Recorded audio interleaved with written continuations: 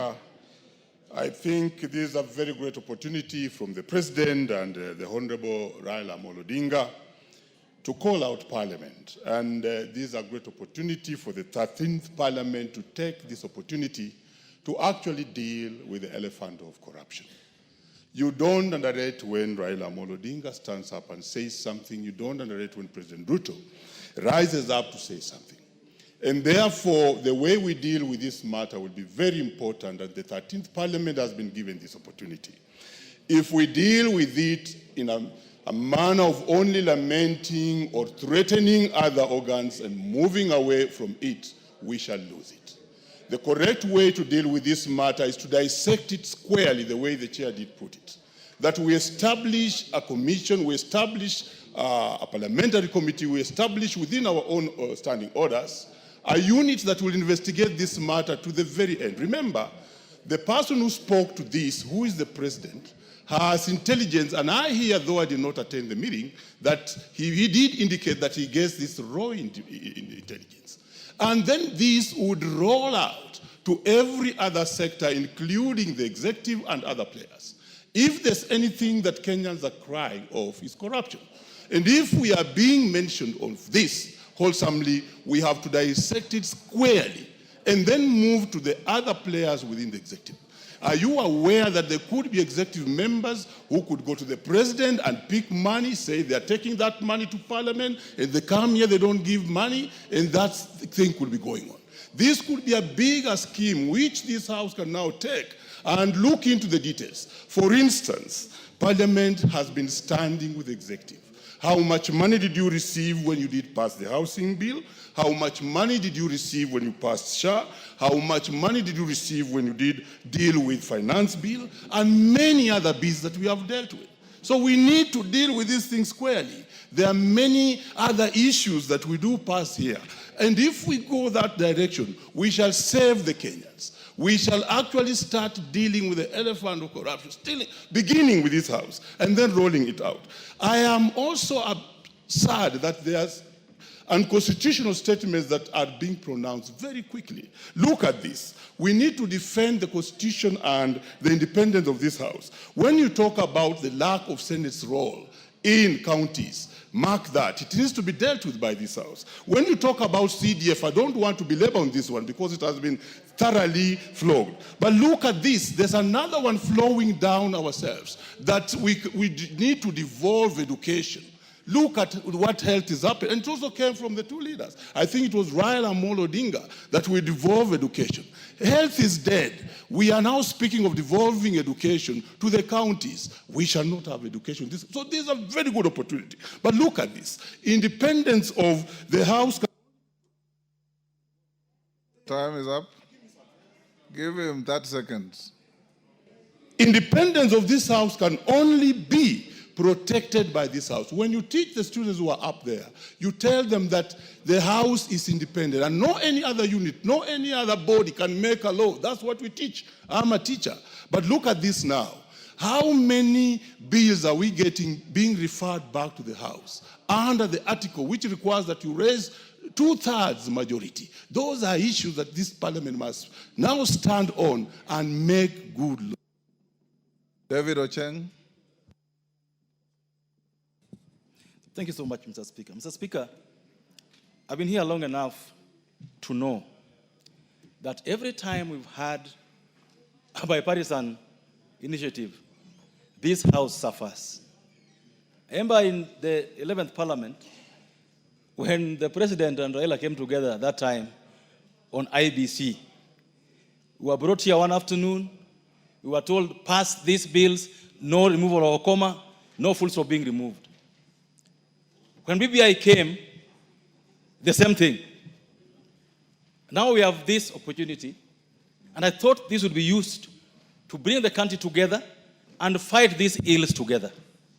Corruption has been pointed out as the biggest ill we've had. And all those initiatives, the one of Uhuru and Raila, the one now, corruption was at the forefront to be fought.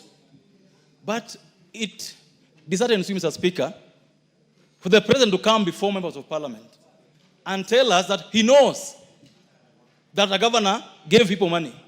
He knows that an MP was given money, and those governors or those MPs are not arrested, what does he want us to do?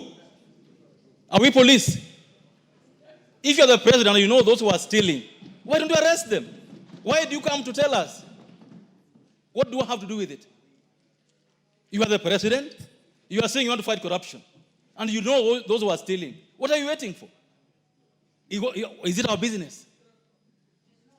Everyone should carry out their functions. This president gave us a finance bill.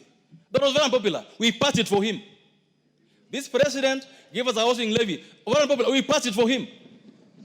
This president has asked us to pass SHA. We sat here until 10 p.m. Passed it for him.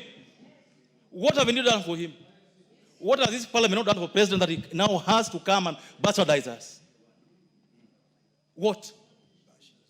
Let him do his job. And why he's also involved in corruption, we'll follow him. You can't come and name everyone else be corrupt as if yourself you're very clean. It doesn't work like that. We have one country. We must all protect this country. We won't allow. We are not begging for CDF. We don't use CDF money ourselves. We're not begging for CDF to be kept. Senate should not beg to carry out his functions. It is not the job of Raila to tell us what the law says. It can't be. This House must take it back seriously going forward. And if there's a PS or a minister stealing money, let us deal with them. But we can't allow people to come and start reading for us Riot Act as if themselves they are very clean. This parliament must reclaim its place in history. Give him 30 seconds. So, Speaker, I was very happy yesterday with our leadership. Because you cannot go before governors, abuse us, insult us, then call us. Instead of telling us why you called us, you start lecturing us on matters that you should deal with personally. Mr. Speaker, I want to request our leaders today, leadership of Parliament. Let's deal with the issue the President has raised, but let's not be beggars. CDF, we must sit here as members of Parliament, make sure that CDF is entered in the Constitution. We can't allow people who don't sit in Parliament to control what we do in this Parliament, Mr. Speaker. It's wrong, and we must deal with it. Thank you. Your time is up. Ferdinand Wanyonyi. The Speaker, I just want to take this very seriously. I'm doing my third term in this House. And this House must be respected. Members who are here, I want to tell you, you actually have lost, you are losing your integrity out there. And our discussion here, Mr. Speaker, is not because we are defending ourselves. It's because of these allegations. I would have expected head of state to call us in the Kamukunji privately and expose to us, telling us exactly what he has heard. But instead, actually, we have been exposed. I want to take this opportunity and say whatever allegations have been given to us. Mr. Speaker, you actually, for your own sake, you actually, because you oversight us here, your name is also going to be, be there. In fact, as you go out there, people are now dismissing us. I remember just 2 days ago, I gave out money, and they were saying, you are a millionaire. So I think as far as I'm concerned, if there was anything that was bad, an allegation that actually I've heard, even the right Honorable Oginga Odinga out there, Jaramogi Oginga Odinga, I think I was so shocked. And he said that even we have no job. We are not supposed to do what we are doing. And yet he knows constitutionally our role here as Kenyans, as members of Parliament. I want to take this opportunity and ask you, Honorable Speaker, get the head of state to come here and tell the Kenyans out there that that was wrong. That whatever he said was out of order, and that so that people can, otherwise you go out there, what are people talking about us? It's bad out there. So I want to take this opportunity and request you, in your capacity, tell the head of state to come to this House and whatever he said, he apologizes, because it's actually affecting us as leaders of this country. I think, members, that's what it is. Because out there, if you want to come back, I can tell you, it's not going to be easy. Because you are rich, you are poor, you don't take money out here because you are bribed and you are not giving money to the people out there. So, Mr. Speaker, I think I want to ask you, kindly get head of state here to come and tell this House so the Kenyans can hear that he was wrong. I think members, actually, you agree with me.